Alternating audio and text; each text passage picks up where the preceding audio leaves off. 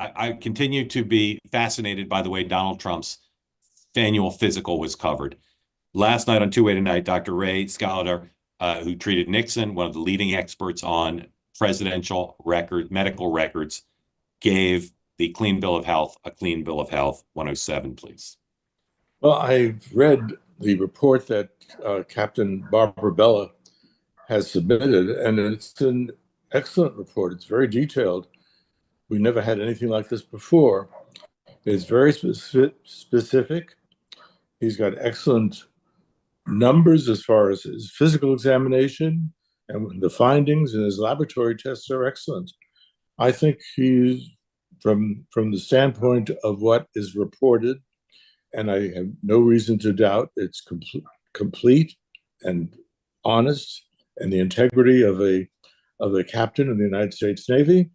I think it's an excellent report, and he appears to be in excellent physical and mental health. Sean, here's a softball for you.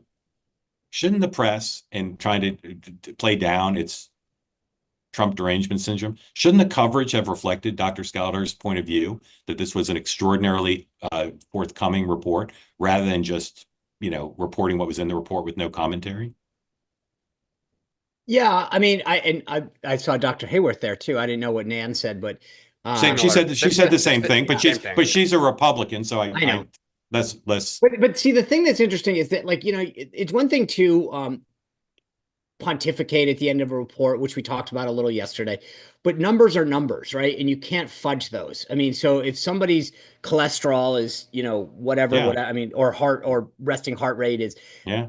So it is what it is. I as far as the coverage goes, I mean, maybe I'm just numb to this, but I wasn't shocked. I wasn't shocked. I'm just saying I would like, for those watching who work for the Washington Post and the New York Times, your story should have said this by the standards of recent president. They should have said that. But they also should have said, and I think the point he made, I made this yesterday without the medical prowess that your guest did, but the idea that I have never in my time ever seen anything so publicly detailed, that was put out. And I said that without any context. I mean, just in terms of a political observer, that doctor obviously had much more context than I do. Well, what I'm saying is, if the AP doesn't want to be kicked out of the pool, and if Caitlin Collins doesn't want to be ragged on by the president, and if which, by the way, was an excellent rag. Yeah. If these folks want to have the confidence of the public that they're covering every president fairly, this was an opportunity to be fair to Donald Trump, and they didn't Mark, take it. I think this is the point that you're getting at. I hope, anyway. I don't think they care anymore. I mean, when I talk, they don't. I'm urging them to care. I'm urging them to cover him toughly when he does stuff, as Bill Hemmer covered Stephen toughly there. They should cover him toughly. But when something happens like this, it's news, and it's important for people to know that a guy who in the past has not been forthcoming, he wasn't forthcoming during COVID, wasn't forthcoming when he was a candidate for president the first time and had that doctor with the hair put out the thing. This was a seemingly very forthcoming statement. They should report it and get on the right side of history. The other thing that I have found fascinating, and this goes back to oh my gosh, what was Terry Schiavo? You remember the case, and people were diagnosing Terry Schiavo from afar. And we talked about it way back then when it was like, it was irresponsible for people to try to make medical diagnoses without anything. And yesterday, was it Saturday? What's her name? Abby Phillip from CNN is talking about President Trump clearly has mental issues that are obvious to anybody. And I'm like, here you actually have data from a doctor, from a hospital, and yet you chose not to cover it. And yet the speculative nature of what you do cover, and you covered up for Biden, and then you speculate on Trump. And when you do get a chance to actually look at real data from a real doctor, from a real hospital, you say nothing. That's my point, Dan.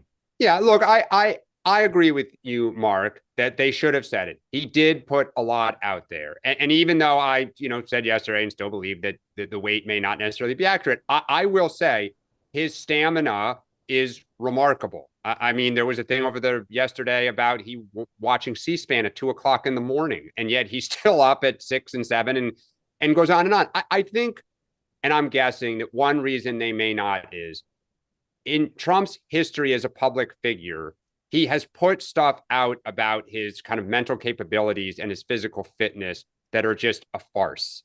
And right? that could go in, and that should no, go no, in the no. story too. And so I think then to Sean's point, that is why the media kind of moves on and didn't give it. But Mark, you make a very good point. They did put it out for a guy who's often accused of hiding the ball.